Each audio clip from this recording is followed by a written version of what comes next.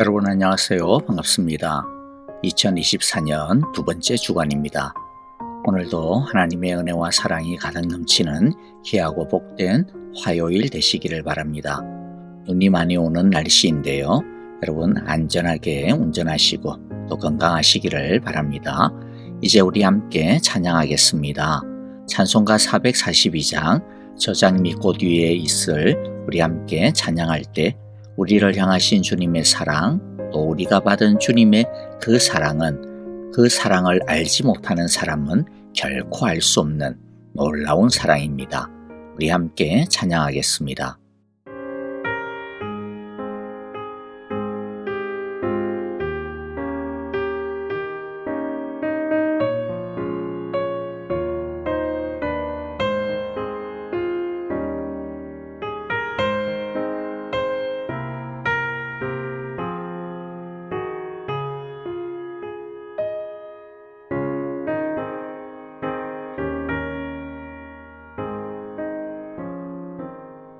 저장 및 꽃 위에 있음 아직 맺혀 있는 그때에 귀에 흐르는 소리 들리니 주 음성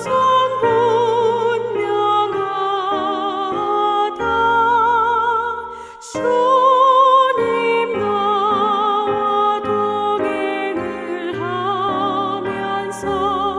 나를 짓고 삼으셨네. 우리 서로 받은 그 기쁨은 알 사람이 없도다. 그 정한 주의 음성 우는 새도 잠잠케 한다. 내게 들리던 주의 음성이 늘 위에 쟁쟁하다. 주님 나와 동행을 하면서 나를 친구 삼으셨네. 우리 서로 받은 그 기쁨은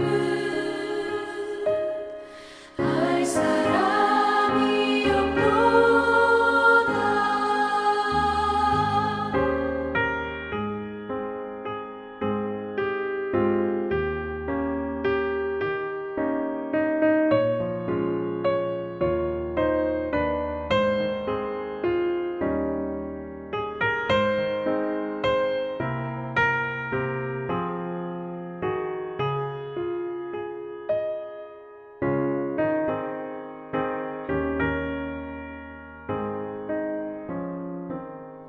밤 깊도록 동산하네. 주와 함께 있으려 하나. 외로운 세상에 갈 일 많아서 날 가라며 가신다. 주님 나와 동행을 하면서 나를 친구 삼으셨네. 우리 서로 받은 그 기쁨은 알 사람이 없도다.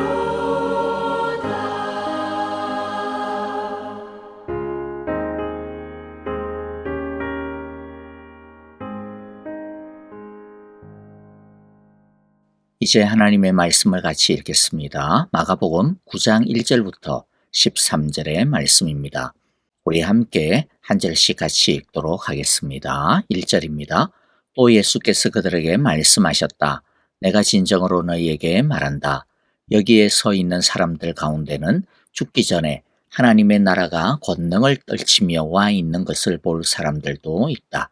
그리고 엿새 뒤에 예수께서 베드로와 야고보와 요한만을 데리고 따로 높은 산으로 가셨다.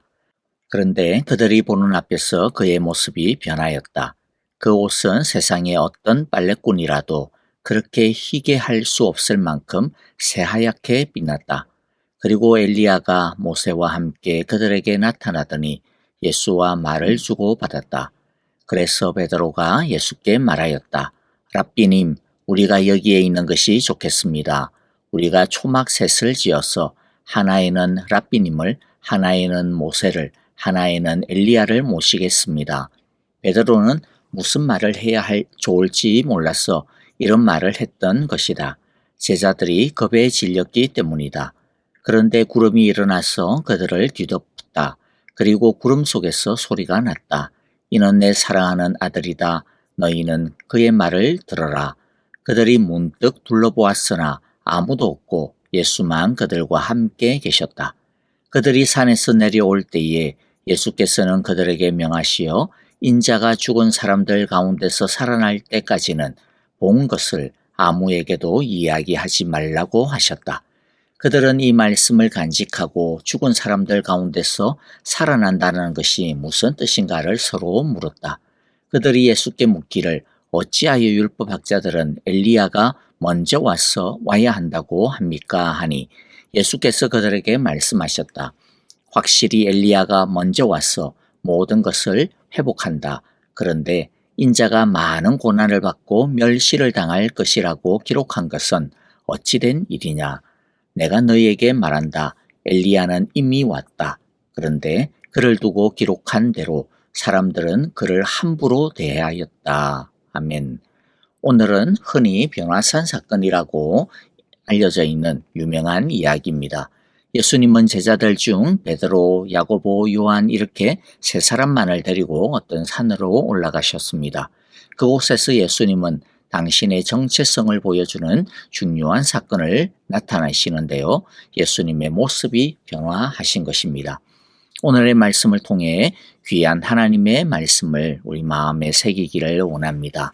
무엇보다도 우리도 예수님의 영광을 보아야 할 것입니다. 이 변화는 예수님의 영광을 드러내는 사건입니다. 먼저 예수님의 신적인 영광이 무엇인지를 좀 보겠는데요. 오늘 말씀에는 세 가지 장면으로 예수님의 이 변화를 나타내 주고 있습니다.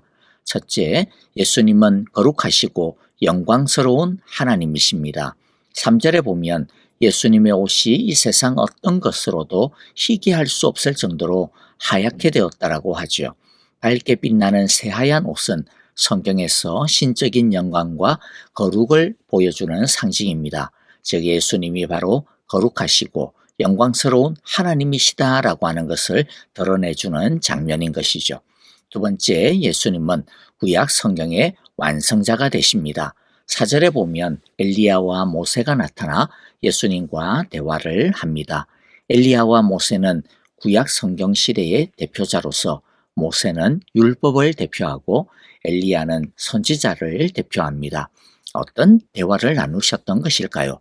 마가복음에서는 대화의 내용이 나와 있지 않습니다만은 같은 내용을 다루고 있는 누가복음에서는 세 분이 나누셨던 대화의 주제가 나와 있습니다.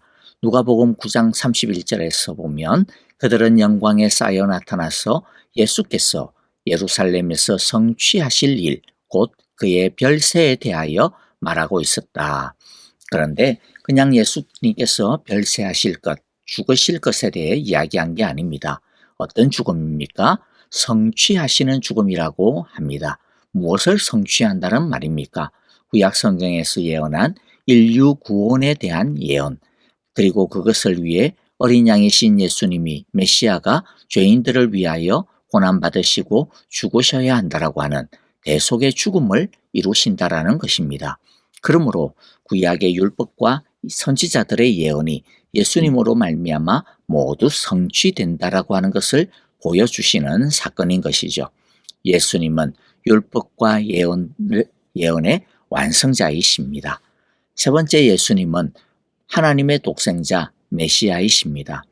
하나님께서 예수님의 정체성에 대해 확정해 주시고 있는데요. 7절의 말씀이죠.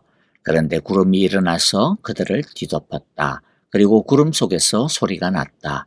이는 내 사랑하는 아들이다. 너희는 그의 말을 들어라. 빛나는 구름은 쉐키나라고 하는데 구약 성경에서 하나님의 영광스러운 임재가 임할 때 나타나는 고유한 현상입니다. 그러므로 구름 속에서 임한 소리가 바로 하나님의 소리라고 하는 것을 우리가 알 수 있는 것이죠. 하나님께서는 예수님이 어떤 분이신지를 분명하게 알려주십니다. 이는 내 사랑하는 아들이다. 이 말씀은 예수님이 세례 받으실 때의 말씀과 동일하죠. 무슨 뜻입니까? 예수님은 바로 하나님의 아들 참된 메시아라는 것이죠. 그렇기 때문에 그 예수님을 믿고 따르는 자는 예수님의 말씀을 들어야 한다라고 하나님께서 말씀하십니다. 어떤 말씀입니까? 바로 예수님께서 말씀하시는 바대로 9절과 10절에서 볼 수 있는데요. 주님의 죽음과 부활에 대한 말씀입니다. 우리는 예수님의 영광을 보아야 한다라고 했습니다. 그런데 우리가 어떻게 예수님의 영광을 볼 수 있을까요? 다른 것이 아닙니다. 우리 예수님의 영광을 본다는 것은 어떤 특별한 어떤 신비한 체험을 해야만 한다. 그러한 어떤 신비주의를 이야기하는 게 아닙니다. 어떻게 우리는 예수님의 영광을 그러면 볼 수 있습니까? 하나님의 말씀처럼 예수님의 말씀을 들음으로써 우리는 예수님의 영광을 보게 될 것입니다. 우리가 예수님의 십자가의 죽음과 부활의 말씀을 듣고 믿고 순종하면 예수님의 영광을 가지게 됩니다. 예수님의 십자가의 죽음을 통해 예수님의 사랑의 깊이를 깨닫게 되고 그 사랑을 제대로 받아들이고 예수님의 사랑이 어떤 것인지를 제대로 알게 되면 그 사람에게는 예수님의 사랑이 밀려 들어오게 되고 그는 그 사랑 안에서 예수님의 영광을 온전히 보게 됩니다. 예수님의 부활을 완전히 자신의 것으로 믿고 그 부활의 능력을 받아들이고 자신의 삶을 드리게 되면 엠마오로 향하던 두 제자가 경험하였던 것처럼 우리의 눈이 뜨이게 되고 가슴이 뜨거워지게 되는 거죠. 누가복음 24장 31절에 보니까 그들은 서로 말하였다. 길에서 그분이 우리에게 말씀하시고 성경을 풀이하여 주실 때에 우리의 마음이 우리 속에서 뜨거워지지 않았습니까? 언제 뜨거워집니까? 바로 주님의 말씀을 들을 때, 성경을 들을 때이죠. 뿐만 아니라 부활의 주님을 자신의 주님으로 만나고 믿게 되면 예수님의 죽음 이후에 제사장들과 유대인들을 두려워하여 꽁꽁 숨어있던 제자들이 부활하신 예수님을 만난 후에 주님이 약속하신 성령을 기다리며 하나님의 나라를 기다리며 그리고 담대하게 밖으로 나가 예수님의 살아계심을 선포하였던 이 제자들처럼 이 세상을 이기는 사람이 되게 됩니다. 그러므로 우리도 예수님의 사랑과 부활을 온전히 믿고 그 말씀을 자신의 것으로 완전히 삼음으로써 예수님의 영광을 보며 십자가와 부활의 능력을 가지고 예수님을 위하여 뜨겁게 살아가는 2024년이 되어지기를 간절히 기도합니다. 예수님이 영광으로 변화하시고 또 엘리야와 모세가 나타나 말씀하시는 광경을 본 제자들은 정신이 혼미해지고 겁이 났습니다. 자신들이 무엇을 보는지 무엇을 듣는지 정신을 차릴 수 없을 정도가 되었습니다. 너무나도 강렬한 신적인 경험이었기 때문에 그들은 하나님의 영광을 보며 두려움에 떨었습니다. 베드로는 예수님의 영광을 붙들고자 산에 초막을 짓고 계속 산에 머물자라고 하는 정신없는 이야기를 합니다. 그러나 예수님은 내려가자고 하십니다.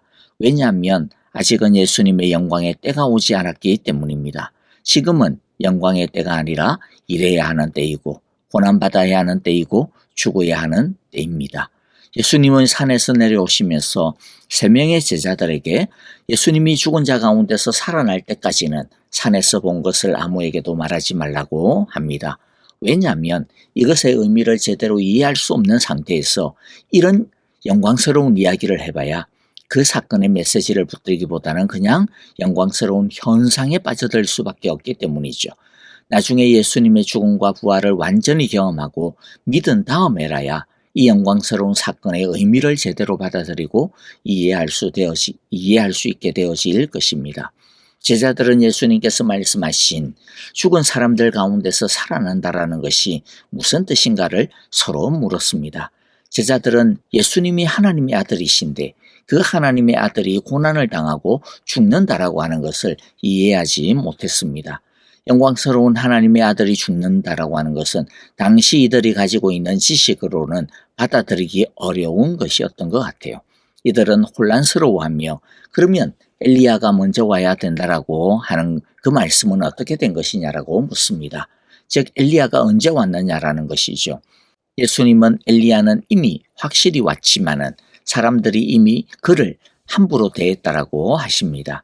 세례 요한을 두고 하신 말씀입니다.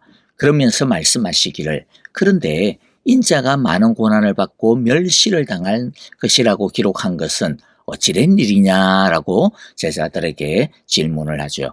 이 말씀은 인자 즉 메시아가 많은 고난을 받고 멸시를 당할 것이라고 성경에 기록되어 있지 않느냐. 대표적으로 이사야서 53장과 같은 그런 말씀 예언을 이야기하는 것이죠.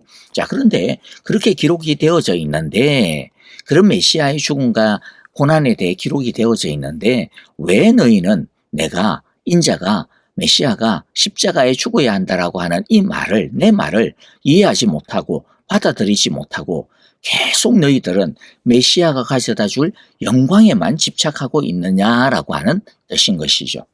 왜 엘리야가 올 것에 대하여서 그 말씀에 대한 것을 믿으면서도 인자의 고난과 멸시에 대한 말씀은 왜 곧이곧대로 믿지 않고 받아들이고 있지 않느냐라는 것입니다.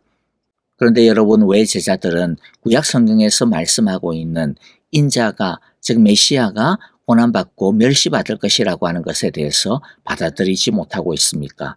제자들은 소위 말해서 자신들이 바라고 원하고 믿고 싶은 것만 받아들이고 있는 확정적인 편향에 지금 빠져 있는 것이죠. 제자들이나 당시 이스라엘 사람들은 확정 편향에 따라 그야말로 아전인수격으로 성경을 받아들이고 있었던 것입니다. 그래서 예수님이 말씀하시는 것을 제대로 수용할 수 없었고 믿지 못하고 있었던 것이죠. 여러분, 하나님은 제자들에게 또 오늘 우리에게 무엇이라고 말씀하십니까? 그의 말을 들어라. 예수님의 말을 들으라는 것이죠. 듣는다라는 것이 무엇입니까? 소리만 듣는 게 아니죠. 진짜 듣는 것은 그 말씀을 온전히 받아들이는 것입니다. 그 말씀에 우리들의 생각과 판단과 의견과 이해를 맞추는 것이 받아들이는 것입니다. 말씀이 옳다라고 하면 그냥 옳은 것으로 받아들이고 말씀이 아니다라고 하면 어떤 것이든지 아닌 줄로 알고 따르는 것이 듣는 것입니다. 우리들의 생각과 판단을 가지고 말씀을 판단해서는 안 되는 것입니다. 그러는 것은 아무리 많이 들어도 듣는 것이 아닌 것이죠. 오늘의 말씀을 정리하겠습니다. 여러분, 우리 모두 예수님의 영광을 보기를 원합니다. 십자가의 죽음 안에 있는 예수님의 사랑을 온전히 알고 그 사랑 안에 잠길 때, 그 사랑 안에 거할 때, 예수님과 그 사랑에 빠질 때 우리는 예수님의 영광을 보게 되어질 것입니다. 우리 모두 예수님의 사랑에 더욱 깊이 들어가는 매일매일이 되어 주님의 영광을 보기를 간절히 기도하고 축복합니다. 죽음과 모든 죄를 이기신 부활의 능력을 알고 그 부활의 능력 안에 거할 때, 그 부활의 주님을 온전히 따를 때 우리는 부활 가운데 계시는 예수님의 영광을 경험하며 살 수 있게 되어질 것입니다. 우리가 주님의 말씀을 온전히 있는 그대로 받아들이고 믿고 따르며 그 말씀에 헌신할 때 우리는 우리의 편향된 생각과 사고방식이 깨트려지게 되어질 것입니다. 우리들의 무지와 믿음의 한계가 뛰어넘게 되어질 것입니다.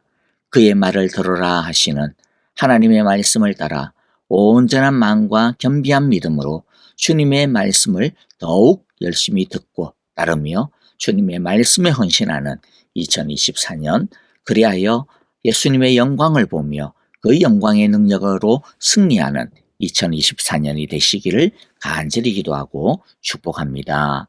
아멘. 이제 오늘 우리에게 주신 귀한 말씀들을 묵상하며 우리 함께 기도하고요. 또 우리 찬양하도록 하겠습니다. 그리고 말씀 묵상과 더불어서 우리 아프신 성도님들 위하여 기도해 주실 때 특별히 이번 주 수요일 날 수술 받으시는 우리 이희경 집사님을 위하여서 여러분들 간절하게 기도해 주시기를 바랍니다. 주의 영광으로 나타나 주시옵소서. 주의 영광으로 고쳐주시고 치료하시고 어루만져 주시옵소서. 그 수술을 붙들어 주시옵소서. 여러분들 그렇게 간절하게 기도해 주시기를 바랍니다. 선교사님들을 위하여서도 우리 함께 기도하기를 원합니다. 우리 함께 다 같이 묵상하며 그리고 또 찬양하도록 하겠습니다.